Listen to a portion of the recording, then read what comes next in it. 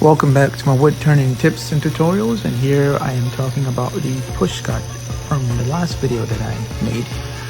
So here, the push cut, as I said before, is very crucial that you engage the bevel. If the bevel is not engaged, you have an unsupported edge, and that tends to get a catch, and a catch can be very dangerous.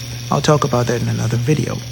But here, I'm using a finishing cut with the push cut, and so the only difference is that the amount of pressure I apply on the wood is very light, and so you're seeing very thin ribbons and powdery shavings coming off the wood.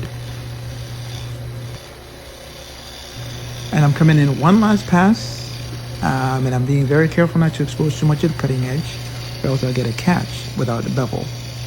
And so comment down below, like and subscribe, follow for more tips, and comment down below what you want to see more.